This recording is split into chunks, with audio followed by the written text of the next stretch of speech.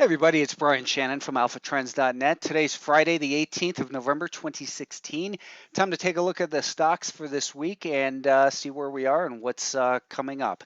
The equities had a good week, generally speaking. S&P 500 up 1%, the Russell 2000 close to 3%. Semiconductors continue to add to their gains, up 32% year to date. Biotechs pulled back slightly, and bonds were a little bit weak once again. So let's take a look at the action on the charts and make some sense of it. The S&P 500, I've been noting, has been holding above this rising 50-day moving average, and it is approaching rapidly the highs for the year. There's no reason to think that we're not going to see new highs. This week, we saw that the markets remained above that rising 5-day moving average for the entire week, so there was never a reason to think that this market was going to pull back here this week, not at least in any significant way. Early next week, we want to see 217.75 to 218 hold. If we continue to hold above that level, then we would expect for this market to continue out to new all-time highs here for the S&P 500. It's in an uptrend. It's innocent till proven guilty. The Nasdaq today pulled back a little bit as well, and for the week, though, it was a good week as we noted, and we closed right on that 50-day moving average. So I view that as a positive. Realistically, on this Nasdaq, the bigger range has been this basically for since the summer, and the bigger band of support down there, and the bigger area of resistance up in here. So we've been just kind of chopping sideways between that. But when we drill down to intermediate term time frames, we see we are back above a key little level of resistance from this week and above a rising 5-day moving average. So the buyers remain in control. Next week, we're going to want to see that if this market pulls back 116 and a quarter to 116.50 is the level we want to see hold. If it does that, then there's no reason to think that this market cannot continue out to new highs as well. The Russell 2000 continues to add to its gains, and as I've been saying to subscribers, the action in the Russell 2000 reminds me of the semiconductors this summer. That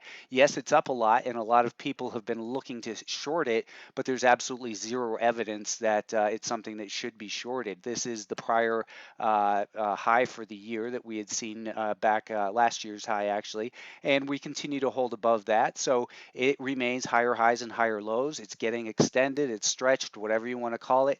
But the fact is, we continue to make higher highs and higher lows above a rising 5-day moving average. For me to become more cautious about this market, I think we need to see it back below 128.5.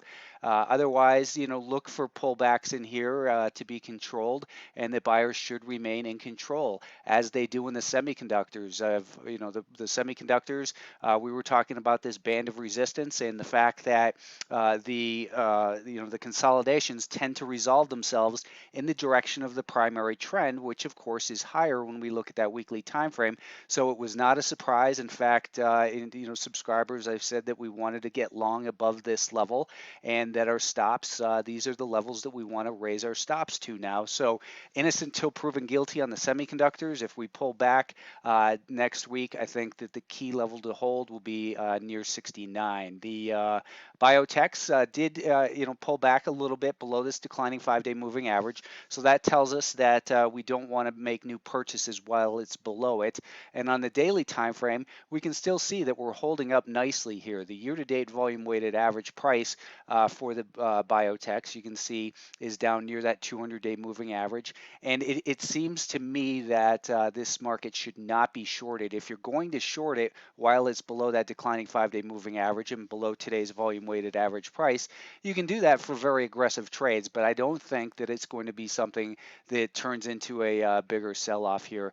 I would say that next week you want to look for it to be getting back above 290 and then holding above that. So if it gets above that, holds above it, maybe makes a higher low, then I think you're in a position where the biotechs can go on and test the 300 level at a minimum. The shares of Apple starting to show a little bit signs of consolidation in here, and I still don't think that it's the best stock to be long. Maybe if it was to pull back and again hold above that rising 5-day moving average, that next week it might provide a little bit more opportunity. TLT, the 20-year Treasury bond, this market continues to suffer selling since the election. It sold off, and it continues to. It made a new low today, and again, there's no such thing as down too too much. The market remains below the declining 5-day moving average.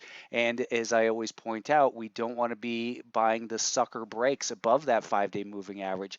It's a sucker break because the direction of the 5-day moving average was still lower. There was no reason to be a buyer or to think that that rally would have held there, not while we're below a declining 5-day moving average. Some of the stocks that I mentioned and put out there on Thursday, this IDTI, we're still long in here. We're also still long MXL. We said it. We raised our stop here today to 21.75. ZTO moved nicely. We got involved in this one right here on Thursday, and today it got back up to the volume weighted average price since the IPO. So we're now out of that one, and FMC never gave us a reason to get involved here. I'm sorry, it did. We are long there with a stop below today's low. And then General Motors was one that I had on the list as well. That didn't give us any reason to purchase it. It's below that declining 5-day moving average, so I'm not interested in purchasing this one until maybe next week if it can get back up above perhaps this level. As always, this is the analysis I provide for subscribers every day, and if you're not familiar with it, come take a look at alphatrends.net and take a look at the course as well. It's a great value, and thank you. If you have next week off, enjoy the holiday, and I'll talk to you soon. Bye.